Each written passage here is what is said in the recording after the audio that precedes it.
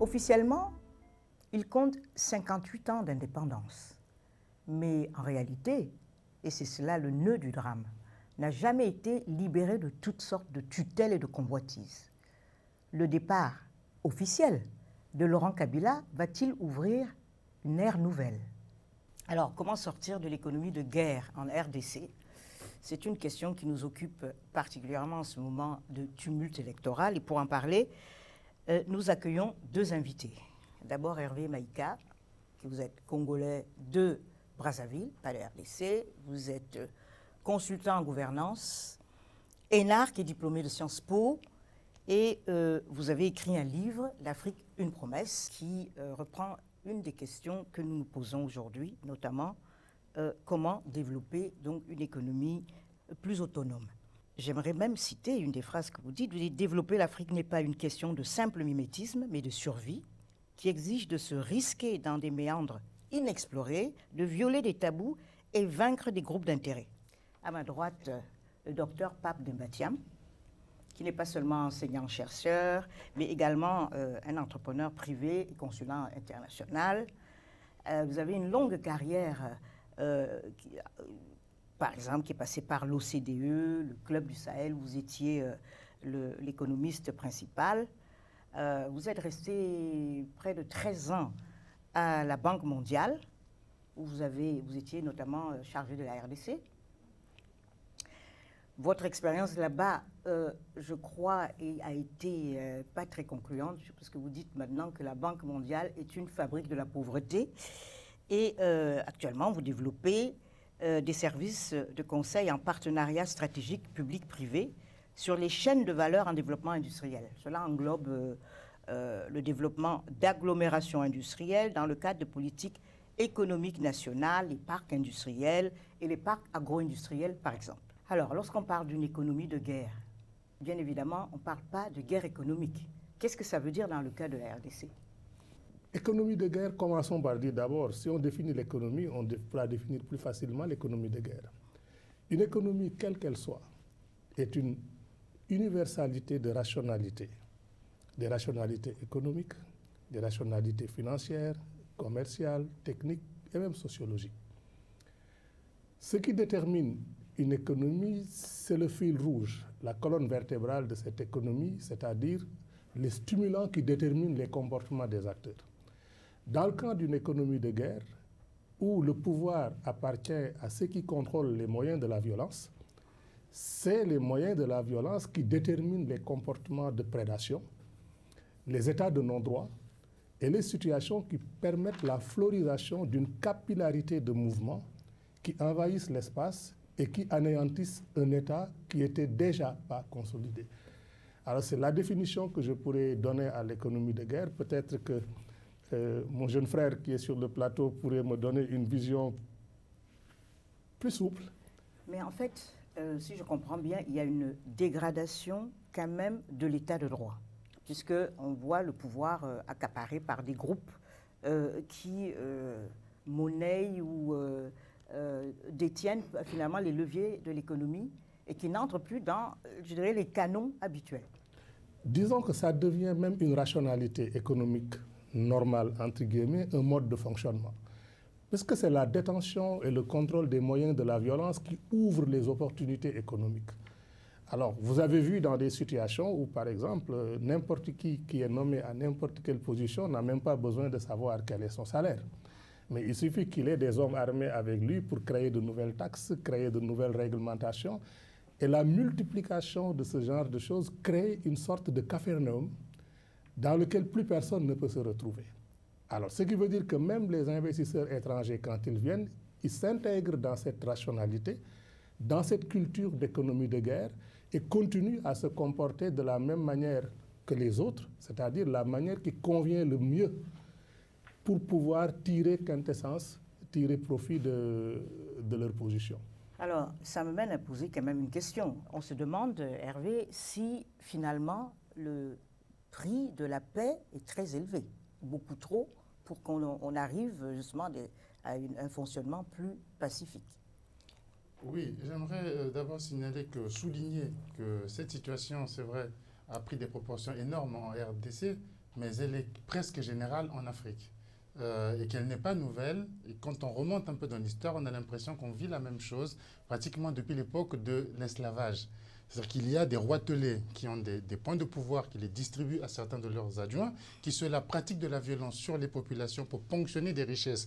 À l'époque, c'était la richesse humaine directement, l'être vivant. Aujourd'hui, ce sont les richesses naturelles qui repartent avec les étrangers à l'étranger.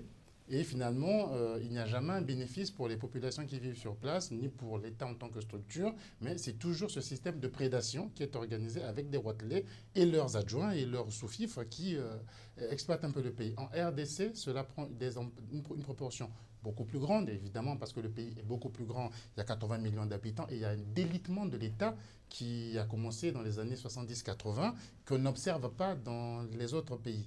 Donc le prix de la paix en RDC, il est énorme, il est lourd à payer, mais il n'est pas impossible. Comment on peut faire aujourd'hui où les Congolais ont voté et ont beaucoup d'espoir, espérer faire la transition entre cette économie de guerre et une économie, je dirais, plus mainstream et plus redistributive pour la majorité? Sans doute en intégrant la plus grande partie des populations dans le système d'organisation et de gestion du pays. C'est ce qu'on appelle simplement la gouvernance, en faisant à ce que la bonne gouvernance puisse permettre à tous les échelons que les gens non seulement s'expriment, participent et puissent bénéficier du fruit de leur pays. Imaginez nous-mêmes qu'est-ce qu'il faudrait faire pour emballer la machine économique et créer plus d'inclusivité.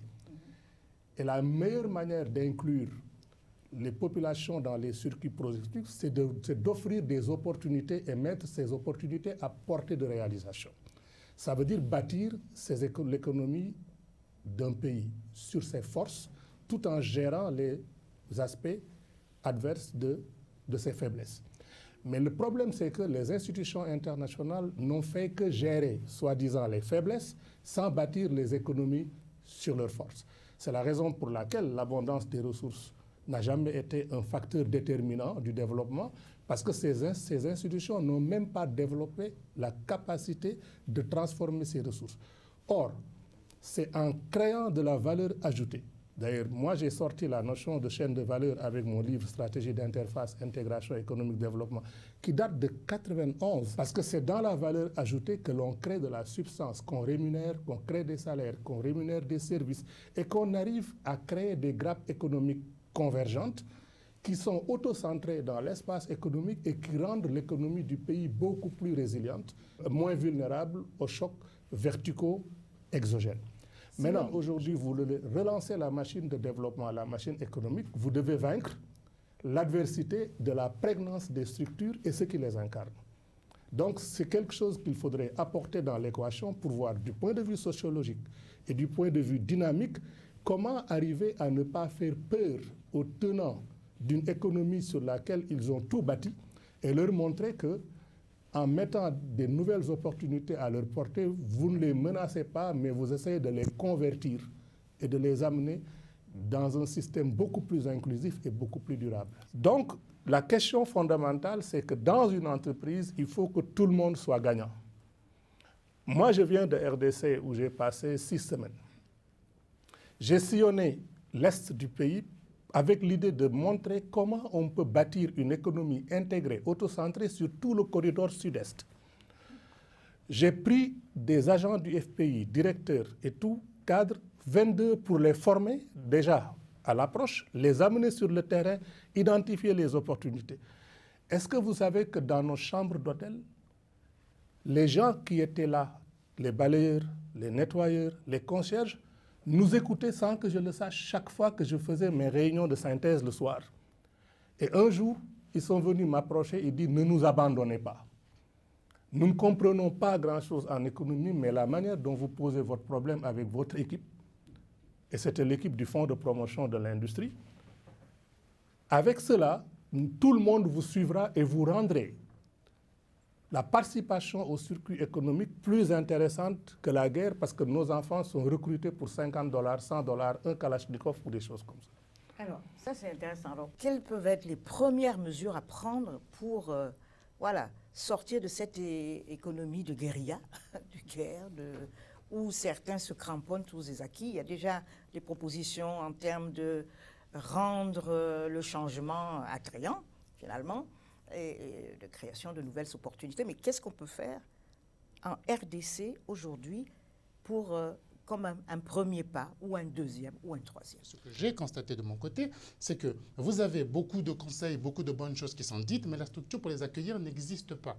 Nous formons des dossiers, hein, nous avons de belles réunions de bonnes choses, mais quand nous avons terminé, nous les rangeons aux archives.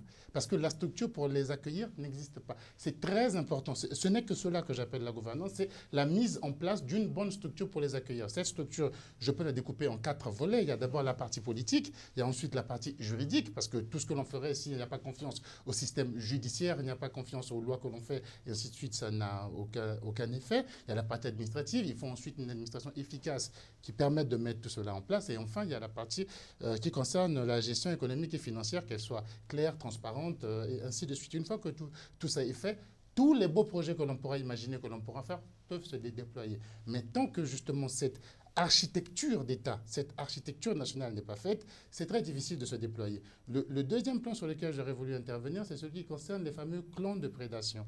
En vérité, les clans, ils changent. Hein. Le clan Mobutu était là, il est resté assez longtemps, une trentaine d'années, il est parti, mais complètement balayé par le clan Kabila. Et je crois que du clan Kabila père au clan Kabila fils, le clan Kabila fils a dû retenir 30% de ceux qui étaient avec son père. Il a recréé ses propres dynamiques. Le nouveau pouvoir qui va arriver en RDC va venir avec sa nouvelle dynamique, avec ses propres clans. Donc la question ne finira pas parce qu'elle n'appartient pas à un groupe. Elle n'appartient pas à un groupe, mais à un système. Un système qui fait que l'État, les gens ne se contrôlent pas les uns les autres. On a éteint tout ce qui pouvait empêcher qu'il s'agisse d'alternance, qu'il s'agisse de liberté d'expression, qu'il s'agisse d'application rigoureuse des lois, qu'il s'agisse du respect des procédures juridiques, administratives et tout ça. Tout cela a été éteint. Et au départ, au commencement de tout, comme disent les paroles religieuses, il y avait la parole. Moi, je crois qu'il y a l'engagement premier d'abord des politiques à suivre une certaine façon de faire, à accepter de se faire contrôler, à accepter l'idée qu'il y ait une alternance un jour, à accepter que la parole ne doit pas être retenue uniquement par les clans au pouvoir, et ainsi de suite. Ce n'est que cette architecture-là que finalement je désigne par gouvernance. Et c'est très intéressant que tous les deux, vous ne parlez pas tellement d'ingérence étrangère. Alors que lorsqu'on pense à la RDC, on se dit elle est victime de ses richesses. Le pays a 9 frontières, 9 États voisins, 9 monnaies autour, 9 problèmes. Et qu'est-ce qu'on peut dire ou alors attendre comme contribution à ça de la part soit des institutions, puisque vous êtes un spécialiste, soit des pays voisins? Il a raison, Hervé, de dire que le cadre doit se constituer pour créer un environnement sécurisant. Il a parfaitement raison. Ce qu'il y a, c'est que ce qu'il décrit, ce que vous décrivez, est le résultat d'un processus. Et c'est ce processus que nous devons maîtriser. Comment construire un processus qui nous amène à régler tous ces problèmes? Je ne suis pas convaincu que ce soit une approche linéaire judéo-chrétienne de notre manière de penser qui dit tu mets un pas après l'autre. C'est même beaucoup plus congruent ce qui doit être fait avec notre système de pensée qui est matriciel. Parce que nous, les Africains, nous avons l'habitude d'appréhender plusieurs dimensions de la vie en même temps. Mais nous n'avons jamais réussi souvent à théoriser cela, à pratiquer cela et à mettre ça en œuvre. Et c'est un peu ce que j'ai fait en essayant de créer les stratégies d'interface où j'essaye de bâtir des clusters, c'est-à-dire des grappes intégrées de convergence, de chaînes de valeur qui sont bâties sur la transformation des lignes de production. Alors, dans ce microcosme-là, vous pouvez avoir votre police, vous pouvez avoir votre système de gestion des risques, vous pouvez avoir la protection juridique des investissements, et je dois fonctionner par espace économique restreint pour intégrer un espace économique énorme en RDC. Alors, ça permettra d'orienter la politique des infrastructures. Parce qu'aujourd'hui, vous avez par exemple des milliers et des milliers de voies ferrées en République démocratique du Congo. Est-ce que vous savez qu'il y a un déraillement par jour? Est-ce que vous savez que les trains fonctionnent à 7 km à l'heure? Vous m'apprenez même d'ailleurs qu'il fonctionne. La Banque mondiale a financé un projet multimodal où les trains ne sont pas bons sur les bons écartements, ainsi de suite. Ah, si vous voulez réparer ça, vous ne pouvez pas réparer tout en même temps.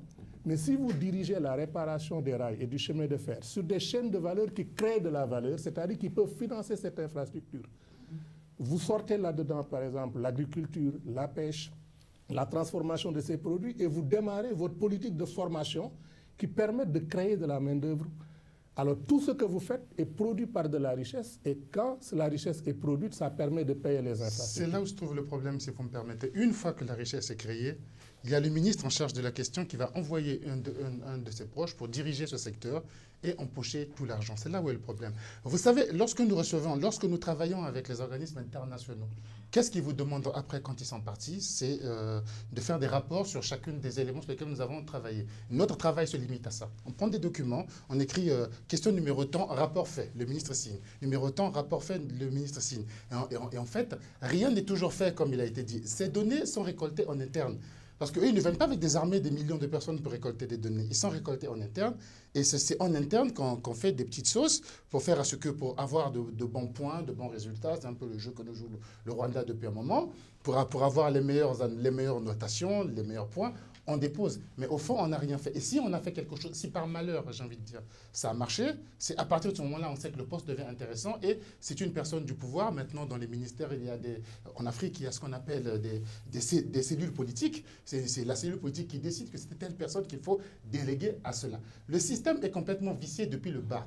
Et que si on n'arrive pas de manière claire, de manière transparente, à avoir un fonctionnement que tout le monde comprend ou tout le monde sait pourquoi nous devons mettre le pas à tel endroit, toutes les bonnes volontés que nous allons multiplier vont se retrouver, à mon avis... Le débat est vaste. Merci beaucoup pour ce débat extrêmement riche. Je crois que certaines pistes ont été dégagées. Nous reviendrons sûrement encore sur la RDC et sur les voies et moyens de parvenir à une économie qui redistribue beaucoup mieux ces énormes richesses. Merci. À Pape Demba Thiam, merci à Hervé Baïka. Merci.